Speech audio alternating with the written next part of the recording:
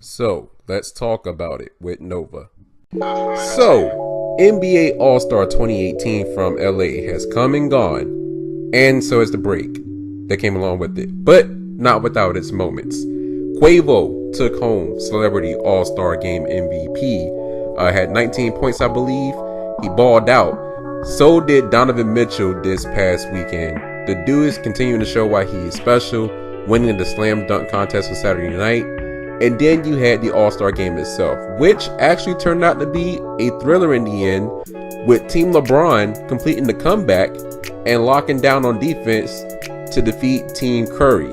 But there were other moments that happened off the court that we should talk about. So, Laura, I'm not a racist, but I really am a racist, Nazi saluting Ingram, along by extension with Fox News, decided to do a piece on, quote, dumb jock alerts, LeBron James and Kevin Durant. Now, this was spurred on by an interview the two did with Carrie Champion for the Uninterrupted and a cross promotion with Uber. Now, also, just to give you a bit of context, the Uninterrupted was founded by LeBron James as a way to give he, along with other athletes, an opportunity to speak out on social issues on a platform that went beyond their respective fields of play. Now, during this interview, the two talked about many other topics, but they came across talking about Donald Trump. Kevin Durant listed him as, quote, not a good coach for our team being the country. Now, LeBron has long been critical of Trump and continued to do so in this interview, and Trump supporter / Nazi / racist Laura Ingram did not take too kindly to that, quote, stating, must they run their mouths like that? Also advising kids to not take advice from someone who didn't graduate, who left high school early, to play basketball, even though they both graduated high school. KD actually went to college at Texas, but that's for another conversation. She also stated that the two were great basketball players, but no one voted for them. Obviously not, because they did not run for president, but Trump did, even though he was a celebrity, and that the two should, quote, should shut up and dribble, to be more precise, is what she said, among many other dog whistling racist things. Now, let's clear some things up real quick. The NBA as a whole has been far progressive than any other sport in America. Okay, they've been further progressive both on and off the court in many different issues. LeBron James himself has been a model citizen of this country, both on the court and off the court. Never once have heard about him being in any type of trouble with the law, no type of family issues that we at least know of, and even if there were, he has kept all of that stuff in-house into himself. The man has many businesses, and he has even contributed millions of dollars to charity, to charity, as well as sending hundreds upon hundreds of kids that are not related to him, by the way, to college. So, if anyone should have a right to speak out on issues, it should be someone like that. And many other sports athletes in history have done so. The likes of Muhammad Ali, Bill Russell, Kareem Abdul-Jabbar, Jim Brown, Colin Kaepernick, and many others, so on and so forth.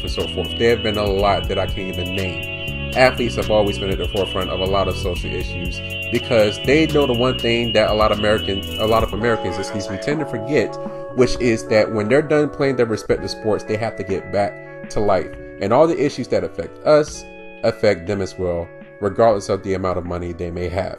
So, that issue blew up, and rightfully so, with many people calling her out for her rhetoric, which needs to be rectified in this country, because the idea that we should stick to sports is dead. And I'm going to touch on that on another issue on another day. And then there was Fergie and her rendition of the national anthem at the All-Star Game. For that banner, yeah. Man, it's funny to talk about, but it hurt to listen to, and probably hurt even more to watch.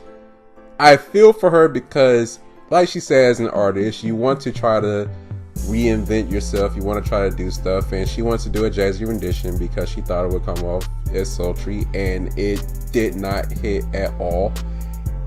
I thought she might have been sick or just didn't practice, but I guess that wasn't the case. Nonetheless, it was literally the equivalent of a center who is not a three-point shooter at all, trying in the NBA Finals to religiously hit threes from beyond the arc without no practice. And I mean, it was bad. It was horrible.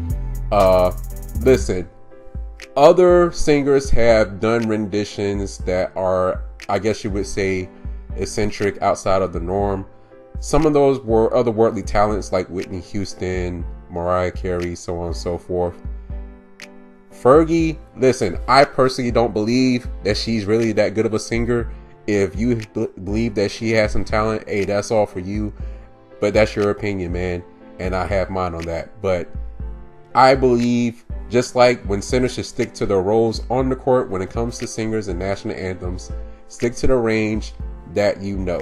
I'm going to do a video actually about the national anthem when it comes to sports issues, because I feel like that's a topic that definitely needs to be addressed. But listen, for anybody who wants to know about what happened, if you haven't seen the video already with the reactions from many of the players, Chris Rock, who I think his face described a lot of people, Jimmy Kimmel, who had to explain himself. For anybody who missed it, trust me, you can find it, and I would definitely recommend that if you want a vivid description, find Klay Thompson's ear bleeding gif, and there you go. Then there are the Dallas Mavericks, who got in hot water for more reasons than one. Their owner, for whatever reason, decided to go on a podcast and actually divulged that he actually had a meeting with players about actually tanking this season to try to set themselves up for the future, which is a strategy that has been used by teams before, but it's not something that you really want to actually say out loud. But then matters got worse because SI, Sports Illustrated, did an investigation about the culture in the workplace when it comes to the Dallas Mavericks that included nearly 2 decades worth of sexual misconduct, predatory misogyny, sexual assault, or harassment by their previous CEO and team president, a guy, I can't remember his first name, his last name is Ursary, Yeah, that guy. That guy was allowed to get away with predatory sexual misconduct and behavior for nearly 2 decades before he was allowed to leave the Mavericks to go on to Under Armour to take over their presidency, for which he only lasted 2 months after he had been reported for sexual misconduct. Oh, it gets better than that. So, when you know it, the Dallas Mavericks had this guy, Earl Snead, who was a reporter, who left after 7 years. After it had been reported that he had twice been reported for beating up women that he was dating, who also happened to be co-workers. How the hell does that happen? Look, the Dallas Mavericks are clearly in dark times right now, both on and off the court. That being said, there needs to be an actual legit investigation, not the bullcrap that they had pulled some years back to just say that their team president was clean. And also the NBA needs to look into this issue as well. Look, if that means taking away some fines or taking away some draft picks, if the Patriots can get dinged for deflated balls, then hey, who's to say the Mavericks can't be dinged for the misconduct that has taken place and the damage that has put on the careers and the lives of many different women, both in and out of this organization, that this has impacted. Now, this story is developing, so I'm pretty sure we will find out more, but these are just some of the big things that happened over All-Star Weekend. Now, as far as the video as a whole, please feel free to give me your comments. Let me know what you think. Like, comment, subscribe, and share. The love is much appreciated. Until next time, y'all stay positive, y'all stay strong, and I will talk to y'all on the next one. Peace.